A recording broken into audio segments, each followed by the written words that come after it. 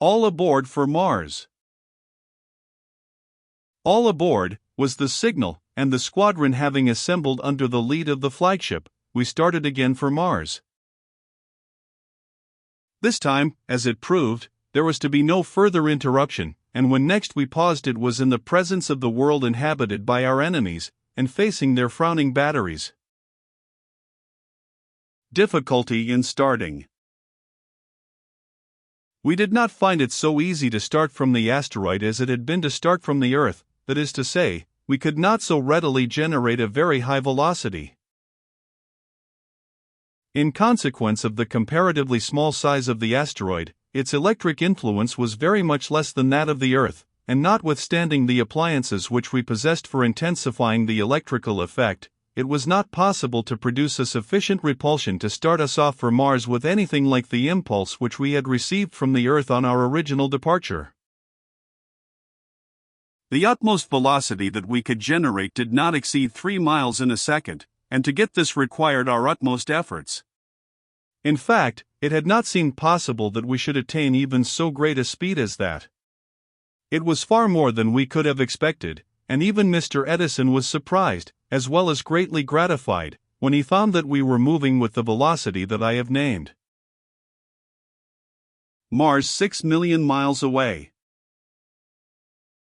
We were still about 6 million miles from Mars, so that, traveling 3 miles in a second, we should require at least 23 days to reach the immediate neighborhood of the planet. Meanwhile, we had a plenty of occupation to make the time pass quickly. Our prisoner was transported along with us, and we now began our attempts to ascertain what his language was, and, if possible, to master it ourselves. Before quitting the asteroid, we had found that it was necessary for him to swallow one of his air pills, as Professor Mossa called them, at least 3 times in the course of every 24 hours. One of us supplied him regularly, and I thought that I could detect evidences of a certain degree of gratitude in his expression.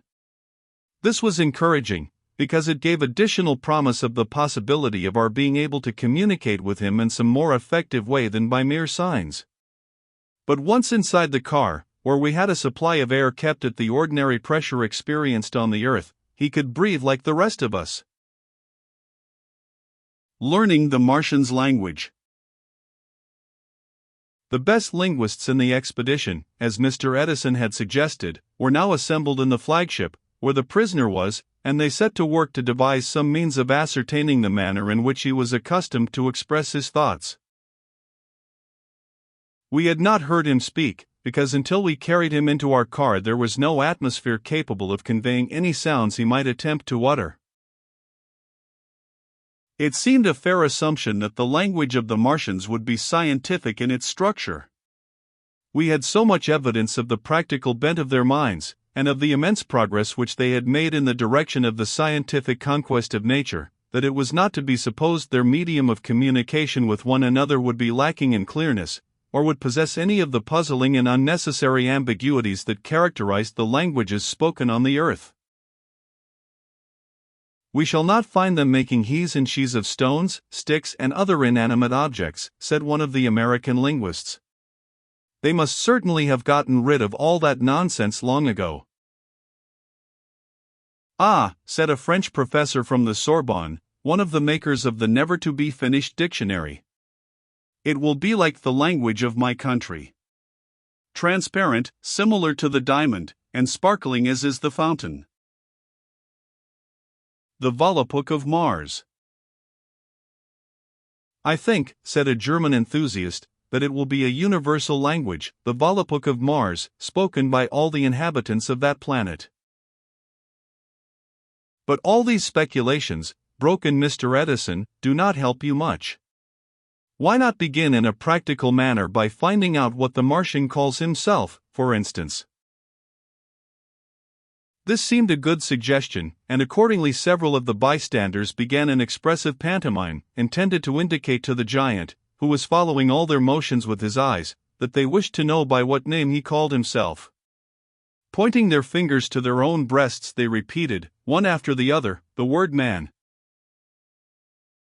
If our prisoner had been a stupid savage, of course any such attempt as this to make him understand would have been idle. But it must be remembered that we were dealing with a personage who had presumably inherited from hundreds of generations the results of a civilization and an intellectual advance, measured by the constant progress of millions of years. Accordingly, we were not very much astonished when, after a few repetitions of the experiment, the Martian, one of whose arms had been partially released from its bonds in order to give him a little freedom of motion, imitated the action of his interrogators by pressing his finger over his heart. The Martian speaks. Then, opening his mouth, he gave utterance to a sound which shook the air of the car like the hoarse roar of a lion. He seemed himself surprised by the noise he made, for he had not been used to speak in so dense an atmosphere. Our ears were deafened and confused, and we recoiled in astonishment, not to say, half in terror. With an ugly grin distorting his face as if he enjoyed our discomfiture, the Martian repeated the motion and the sound. RRRRRRH.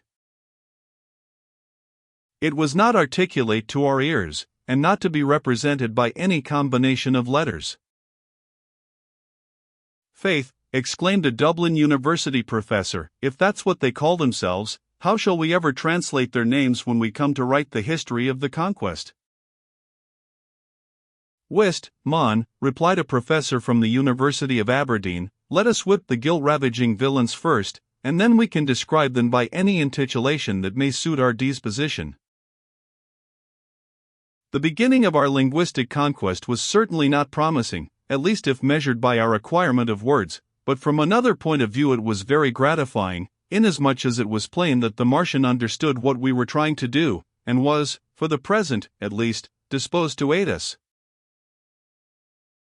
These efforts to learn the language of Mars were renewed and repeated every few hours, all the experience, learning, and genius of the squadron being concentrated upon the work, and the result was that in the course of a few days we had actually succeeded in learning a dozen or more of the Martian's words and were able to make him understand us when we pronounced them, as well as to understand him when our ears had become accustomed to the growling of his voice. Finally, one day the prisoner, who seemed to be in an unusually cheerful frame of mind, indicated that he carried in his breast some object which he wished us to see. The Martian's book. With our assistance he pulled out a book. Actually, it was a book, not very unlike the books which we have upon the earth, but printed, of course, in characters that were entirely strange and unknown to us.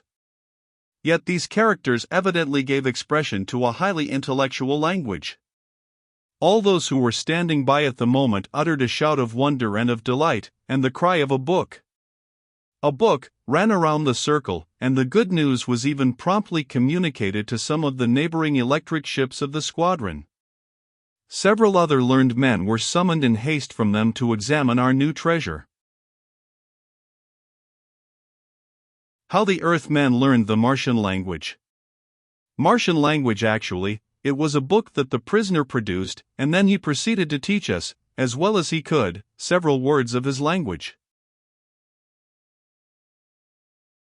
The Martian, whose good nature had manifestly been growing day after day, watched our inspection of his book with evidences of great interest, not unmingled with amusement.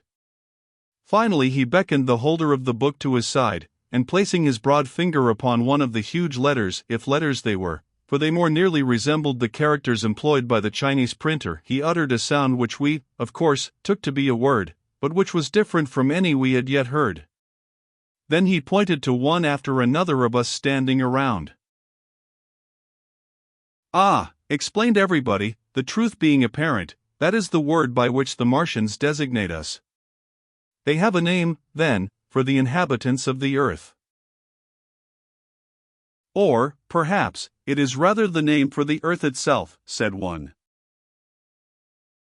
But this could not, of course, be at once determined. Anyhow, the word, whatever its precise meaning might be, had now been added to our vocabulary, although as yet our organs of speech proved unable to reproduce it in a recognizable form. This promising and unexpected discovery of the Martian's book lent added enthusiasm to those who were engaged in the work of trying to master the language of our prisoner, and the progress that they made in the course of the next few days was truly astonishing. If the prisoner had been unwilling to aid them, of course, it would have been impossible to proceed, but, fortunately for us, he seemed more and more to enter into the spirit of the undertaking, and actually to enjoy it himself. So bright and quick was his understanding that he was even able to indicate to us methods of mastering his language that would otherwise, probably, never have occurred to our minds.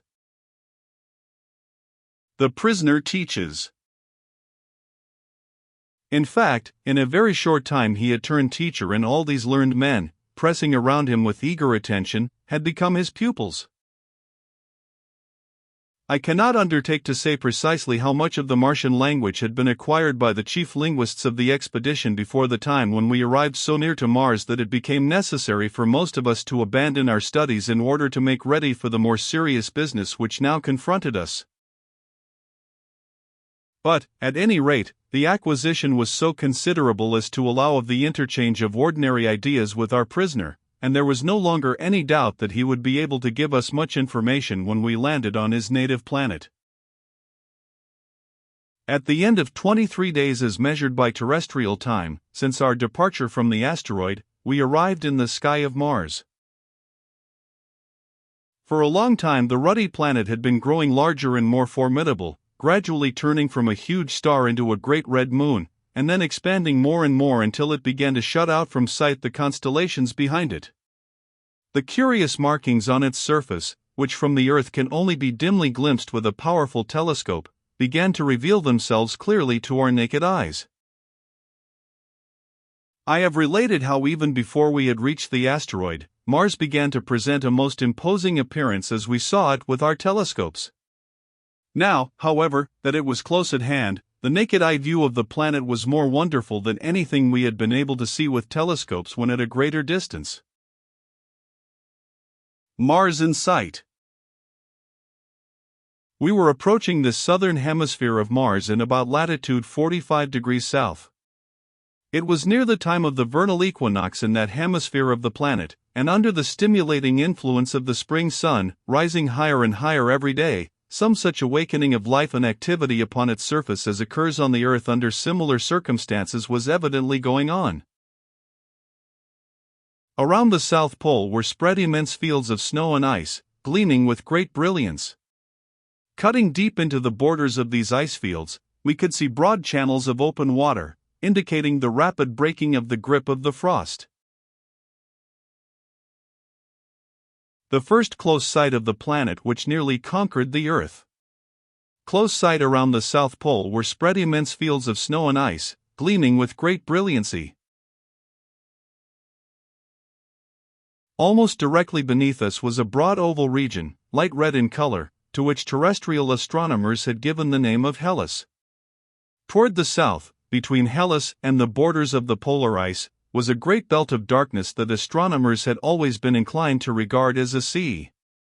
Looking toward the north, we could perceive the immense red expanses of the continents of Mars, with the long curved line of the Syrtis Major, or the Hourglass Sea, sweeping through the midst of them toward the north until it disappeared under the horizon.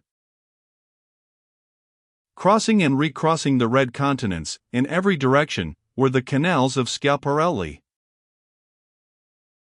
Mars reached at last, thrilling adventures. Plentifully sprinkled over the surface we could see brilliant points, some of dazzling brightness, outshining the daylight. There was also an astonishing variety in the colors of the broad expanses beneath us. Activity, vivacity and beauty, such as we were utterly unprepared to behold, expressed their presence on all sides. The excitement on the flagship and among the other members of the squadron was immense. It was certainly a thrilling scene. Here, right under our feet, lay the world we had come to do battle with. Its appearances, while recalling in some of their broader aspects those which it had presented when viewed from our observatories, were far more strange, complex, and wonderful than any astronomer had ever dreamed of. Suppose all of our anticipations about Mars should prove to have been wrong, after all? There could be no longer any question that it was a world which, if not absolutely teeming with inhabitants, like a gigantic ant hill, at any rate bore on every side the marks of their presence and of their incredible undertakings and achievements. Here and there clouds of smoke arose and spread slowly through the atmosphere beneath us. Floating higher above the surface of the planet were clouds of vapor, assuming the familiar forms of stratus and cumulus with which we were acquainted upon the Earth. Dense clouds appear.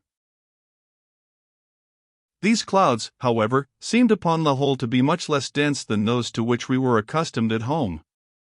They had, too, a peculiar iridescent beauty, as if there was something in their composition or their texture which split up the chromatic elements of the sunlight and thus produced internal rainbow effects that caused some of the heavier cloud masses to resemble immense collections of opals, alive with the play of ever-changing colors and magically suspended above the planet. As we continued to study the phenomena that was gradually unfolded beneath us, we thought that we could detect in many places evidences of the existence of strong fortifications. The planet of war appeared to be prepared for the attacks of enemies. Since, as our own experience had shown, it sometimes waged war with distant planets, it was but natural that it should be found prepared to resist foes who might be disposed to revenge themselves for injuries suffered at its hands. The wonderful battlements of Mars. Battlements approaching the planet, the extraordinary fortifications of the Martians were plainly shown. It was an awe-inspiring spectacle and proved to us their superiority over our terrestrial defenses. As had been expected, our prisoner now proved to be of very great assistance to us. Apparently he took a certain pride in exhibiting to strangers from a distant world the beauties and wonders of his own planet. The Martian is understood. We could not understand by any means all that he said, but we could readily comprehend, from his gestures, and from the manner in which his features lighted up at the recognition of familiar scenes and objects, what his sentiments in regard to them were, and, in a general way, what part they played in the life of the planet. He confirmed our opinion that certain of the works which we saw beneath us were fortifications, intended for the protection of the planet against invaders from outer space. A cunning and almost diabolical look came into his eyes as he pointed to one of these strongholds. Cause for anxiety. His confidence and his mocking looks were not reassuring to us. He knew what his planet was capable of, and we did not. He had seen, on the asteroid, the extent of our power, and while its display served to intimidate him there, yet now that he and we together were facing the world of his birth, his fear had evidently fallen from him, and he had the manner of one who feels that the shield of an all-powerful protector had been extended over him. But it could not be long now before we should ascertain, by the irrevocable test of actual experience, whether the Martians possessed the power to annihilate us or not. How shall I describe our feelings as we gazed at the scene spread beneath us? They were not quite the same as those of the discoverer of new lands upon the earth. This was a whole new world that we had discovered, and it was filled, as we could see, with inhabitants. But that was not all. We had not come with peaceful intentions. We were to make war on this new world. Deducting our losses, we had not more than 940 men left. With these we were to undertake the conquest of a world containing we could not say how many millions. A hard task ahead. Our enemies, instead of being below us in the scale of intelligence, were, we had every reason to believe, greatly our superiors. They had proved that they possessed a command over the powers of nature such as we, up to the time when Mr. Edison made his inventions, had not even dreamed that it was possible for us to obtain. It was true that at present we appeared to have the advantage, both in our electrical ships and in our means of offense.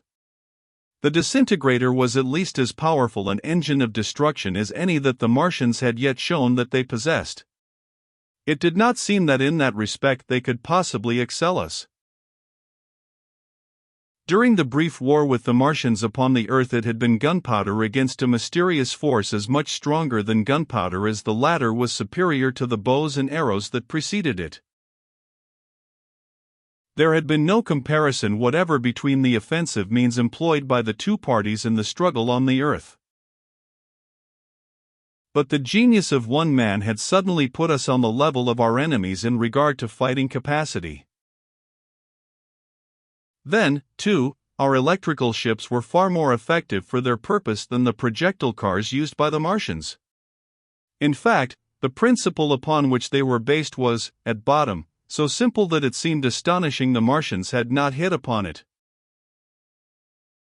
Mr. Edison himself was never tired of saying in reference to this matter, "The Martians a mystery." I cannot understand why the Martians did not invent these things. They have given ample proof that they understand electricity better than we do. Why should they have resorted to the comparatively awkward and bungling means of getting from one planet to another that they have employed when they might have ridden through the solar system in such conveyances as ours with perfect ease? And besides, Mr. Edison would add, I cannot understand why they did not employ the principle of harmonic vibrations in the construction of their engines of war. The lightning-like strokes that they deal from their machines are no doubt equally powerful, but I think the range of destruction covered by the disintegrators is greater. However, these questions must remain open until we could effect a landing on Mars, and learn something of the condition of things there. The thing that gave us the most uneasiness was the fact that we did not yet know what powers the Martians might have in reserve. It was but natural to suppose that here, on their own ground, they would possess means of defense even more effective than the offensive engines they had employed in attacking enemies so many millions of miles from home. It was important that we should waste no time, and it was equally important that we should select the most vulnerable point for attack. It was self-evident, therefore, that our first duty would be to reconnoiter the surface of the planet and determine its weakest point of defense. At first Mr. Edison contemplated sending the various ships in different directions around the planet in order that the work of exploration might be quickly accomplished. But upon second thought it seemed wiser to keep the squadron together, thus diminishing the chance of disaster. Besides, the commander wished to see with his own eyes the exact situation of the various parts of the planet, or it might appear advisable for us to begin our assault.